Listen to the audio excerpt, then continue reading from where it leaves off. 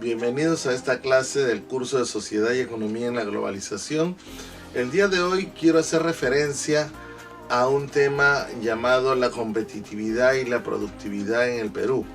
Para ello, esta clase va a ser representativa porque nosotros podemos hacer una revisión del tema en la página del Ministerio de Economía y Finanzas, donde vamos a encontrar el llamado Plan Nacional de Competitividad y Productividad, el cual hace referencia a lo que son 84 medidas concretas de corto, mediano y largo plazo para incrementar sostenidamente el bienestar de todos los peruanos. Este plan es el resultado del esfuerzo conjunto de diversas entidades del sector público, privado, academias y sociedad civil, quienes han trabajado de manera articulada en los comités técnico-privados, público-privados, conducidos por el Consejo Nacional de Competitividad y Formalización. Competitividad y formalización. La implementación conjunta de estas medidas sentará las bases para una economía más dinámica, productiva e inclusiva, mediante el acceso a servicios públicos de calidad y condiciones adecuadas de empleo formal para generar un país más competitivo y productivo. Veamos entonces cuál es la presentación que hace el MEF acerca de este Plan Nacional de Competitividad y Productividad. Y se llama Perú. Con P de Paola, quien ahora podrá llevar sus productos a más mercados gracias a las nuevas carreteras que conectan el país. Con E de Enrique, quien en Junín hoy inició sus clases virtuales porque ya tiene internet en casa. Con R de Raúl, que se convertirá en un excelente profesor para el país porque recibirá una permanente formación y capacitación. Con U de Urpi, quien después de 5 años se convirtió en una empresaria formal y hoy puede financiar su segundo restaurante junto a su esposo. Pero también con J de Juan, con M de María, con O de Oscar, con S de Silvia. Para ser un país competitivo, tienen que pasar estas cosas. Su gente debe tener la posibilidad de producir y alcanzar sus metas, y así lograr su bienestar. Por eso, el nuevo Plan de Competitividad y Productividad del Estado peruano se enfoca en medidas concretas que mejoran nuestra calidad de vida. Ingresa a concedecompetitividad.com y conoce las medidas que tu gobierno está ejecutando para que tu crecimiento dependa de ti. Gobierno del Perú. El Perú primero. Como bien hemos visto, el gobierno ha determinado una serie de medidas para poder activar y reactivar la economía. Existen cadenas productivas y de competitividad que debemos de trabajar a nivel regional post pandemia, lo cual significa que cada uno de estos sectores se van a ir activando poco a poco a razón de que nosotros volvamos, entre comillas, a la normalidad. Sin embargo, vemos de que la cosa está un poco lenta, porque cuando hablamos de competitividad estamos generalmente utilizando el término en diferentes contextos y niveles, con diversos significados que muchas veces provocan confusiones, porque algunos hablan de competitividad empresarial, competitividad en la cadena productiva, competitividad territorial, competitividad regional o de un país, pero sin embargo estos términos no son iguales, no son los mismos, ¿no? Michael Porter, que es uno de los abanderados de la competitividad, menciona que el nivel de vida de un país depende de la productividad con la cual éste usa sus recursos humanos, naturales y de capital.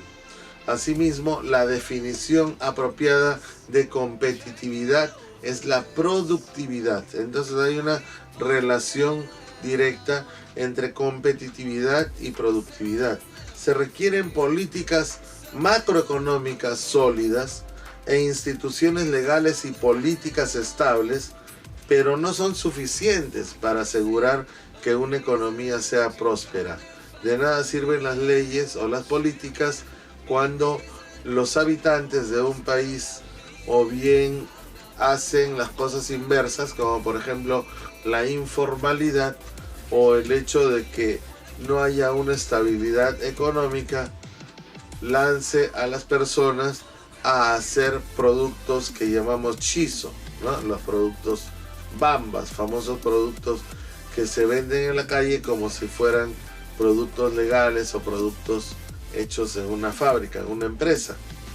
La competitividad está enraizada en los fundamentos microeconómicos, en lo que es la sofisticación de las operaciones y las estrategias empresariales y la calidad del entorno microeconómico de negocios en el que las empresas compiten. Por lo tanto, según el Foro Económico Mundial, competitividad es el conjunto de instituciones, políticas y factores que determinan el nivel de productividad de un país. Las economías más competitivas tienen una mayor capacidad de producir niveles más elevados de ingreso para sus ciudadanos. El nivel de productividad también determina las tasas de retorno de las inversiones en una economía, y dado que las tasas de retorno son los impulsores fundamentales de las tasas de crecimiento de la economía, una economía más competitiva es la que tiene mayor probabilidad de crecer más rápido en el mediano y largo plazo. Bien, esas son algunas de las indicaciones que conocemos por medio del Foro Económico Mundial. Ahora, en el caso del desarrollo, cuando hablamos de los estadios de desarrollo y los pilares claves para el desarrollo, tenemos que decir que existen 3 elementos. Primero, los factores. Segundo, la eficiencia. Y tercero, la innovación. Cuando hablamos de factores, hablamos de empresas que compiten por precios, aprovechan factores de producción baratos. Ahí encontramos la infraestructura, la estabilidad macroeconómica, la salud y la educación primaria. Luego hablamos de eficiencia. La eficiencia es una producción eficiente, es un aumento de la productividad. Ahí hablamos de la educación superior y la capacitación, hablamos de la eficiencia de mercados de bienes y servicios, hablamos de la eficiencia de los mercados laborales, hablamos del tamaño de mercado, y por último, cuando hablamos de innovación, hablamos de productos innovadores, productos sofisticados, el uso avanzado de las tecnologías de la información y la comunicación, que se ven reflejados en la sofisticación empresarial y en la innovación. En nuestro país sabemos de que el Ministerio de Economía y Finanzas está muy empeñado en desarrollar todo esto, lo que es la competitividad y la producción, porque definitivamente esto pertenece a una política macroeconómica y a nivel nuestro a una política microeconómica. En el caso de nosotros encontramos la página del Ministerio de Economía y Finanzas del Gobierno del Perú, donde nos presentan el nuevo Plan Nacional de Competitividad y Productividad, justamente con estos aspectos que hemos hablado. Habla de la infraestructura, menciona el capital humano, se refiere a la innovación y también al financiamiento. También hace referencia al mercado laboral, al ambiente de negocios, al comercio exterior y a la institucionalidad, lo cuales son elementos básicos, incluyendo también la sostenibilidad ambiental, que es muy importante considerar para poder desarrollar la competitividad y la productividad en nuestro país. Estas medidas que han sentado las bases para un Perú más competitivo, definitivamente con la pandemia van a ser revisadas y de seguro que van a ser implementadas paulatinamente, como ya se ha hablado en anterior ocasión. Quiero presentar ahora un video en el cual ustedes van a escuchar a los representantes del Ministerio de Economía y Finanzas mencionando, y asimismo también al presidente de la República mencionando sobre este plan que ya está en marcha y que de seguro va a ser beneficioso al país, porque nosotros necesitamos desarrollar esta competitividad en la medida en que la capacidad que tengamos de producir ayuda a mejorar nuestros niveles de vida, nuestras condiciones de vida, y por lo tanto podamos ser más emprendedores, podamos nosotros desarrollarnos a nivel de capital humano, desarrollar lo que es empresa, desarrollar la innovación, y todo esto aunado nos va a llevar inclusive a un manejo más sostenible del medio ambiente, y que de alguna manera lo que aspiramos es a tener un Perú mucho mejor, un Perú más productivo. Pero como les vuelvo a repetir, un Perú productivo se debería ver reflejado también en las condiciones de las personas, ¿no?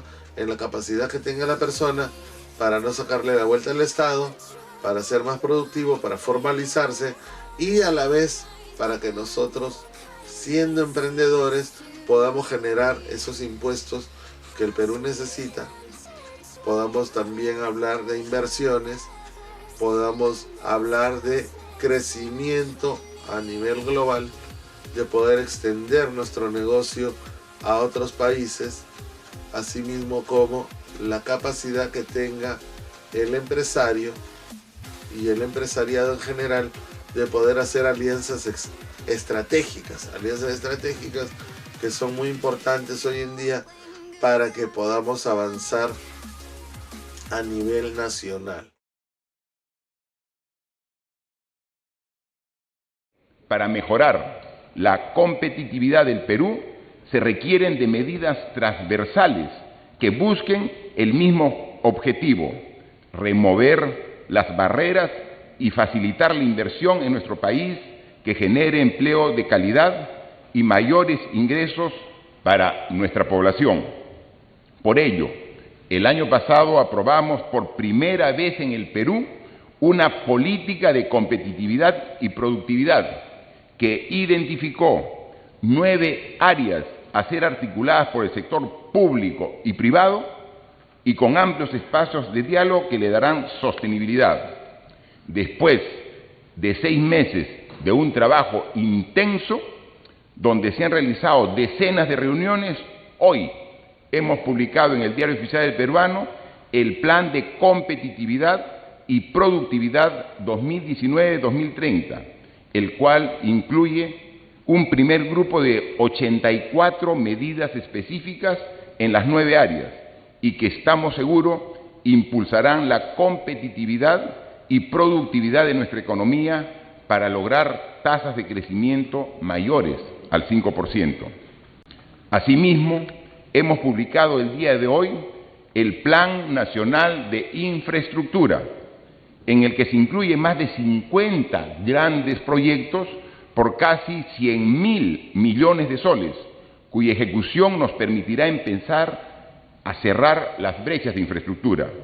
Lo novedoso del plan no es solo la priorización necesaria para alinear los mensajes entre los sectores público y privado, sino el enfoque territorial que le hemos dado. El Plan Nacional de Infraestructura es un paso importante en favor de nuestra competitividad y complementará a los planes sectoriales de infraestructura que vienen ejecutando los ministerios y gobiernos regionales y locales, así como los grandes esfuerzos que estamos llevando a cabo para mejorar la infraestructura social de educación, salud, agua potable y saneamiento. Gobierno del Perú. El Perú primero. El Perú se encuentra en un gran dilema. Si bien la salud es la prioridad, para nadie es un misterio que la economía viene sufriendo con la cuarentena. El Ministerio de la Producción ha propuesto un plan para la reanudación de las actividades económicas que están paralizadas, como las cadenas de restaurantes, de comida rápida y otros servicios de comercio electrónico. Estos negocios podrán operar solo si tienen servicio propio de delivery o ofrezcan la posibilidad de recojo en tienda. Pero el gran temor es que al no haber una cuarentena estricta, se dé inicio a la temida segunda ola de contagios. La segunda ola sería peor porque ya hacer una segunda ola, las medidas que hoy le hacemos, la gente no va a hacerlo. Hay que ser sinceros. La gente dice, no, ya suficiente me he metido, mi negocio, mi comercio es cerrado y la gente no va a obedecer. Por eso insistimos que estas cuarentenas largas necesarias son para evitar los rebrotes de la gente que no se infectó y por lo tanto puede ser peligroso. Ya en ese momento decirle cuarentena ya no funciona. La segunda ola de contagios aparece cuando todo parece estar bajo control. Las medidas de seguridad se relajan y la percepción de la población es de mayor seguridad. Sin embargo, el virus sigue presente.